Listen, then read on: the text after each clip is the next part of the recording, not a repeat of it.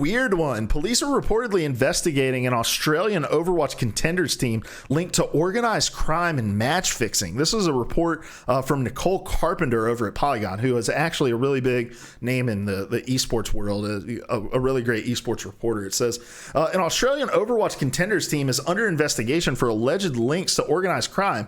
Australian news site ABC reported yesterday. Police in Victoria, Australia's Sporting Integrity Intelligence Unit, told ABC that, quote, betting anomalies, end quote, were reported for an Australian Overwatch Contenders team match.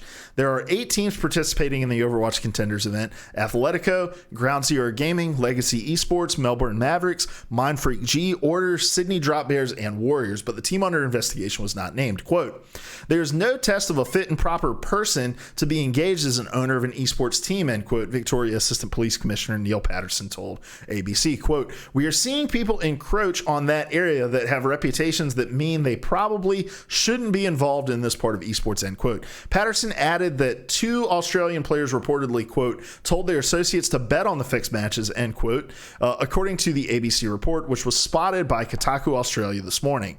Polygon has reached out to Blizzard Entertainment and Victoria Police about the investigation. And then, for context, she mentions in August, multiple Counter-Strike Global Offensive players were arrested in Australia during the ongoing match fixing investigation. ABC's latest report suggests 6 players were arrested during the investigation so far. Patterson said he expects, quote, dozens more, end quote, could be implicated. The report also noted that up to $30,000 could have been won in games involving match fixing. This story is just wild, man. And Australia already has a contentious relationship with video games and video game culture already. And for esports in their infancy to go through a scandal like this in Australia, I think it has massive implications for its widespread adoption and mainstream adoption in the country itself. And so, I don't know. It's shitty. In any kind of sports and competition, there's always going to be gambling.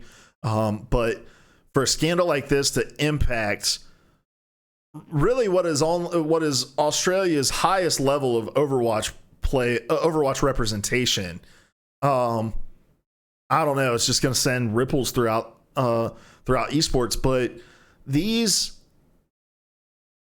what we have, though, are companies who are launching these esports and having these official leagues without the infrastructure and the ability or the know-how to closely monitor these things, and look, it shouldn't need to be stated, but to clearly outline how they hold people accountable in these sorts of situations as well. But yeah, for this to, because these are official Overwatch. I mean, Overwatch Contenders is a sanctioned league from Blizzard. It's basically the minor leagues of Overwatch League, and so there's some accountability that needs to be had from Blizzard. And Contenders tends to be something that they just kind of let exist out in this,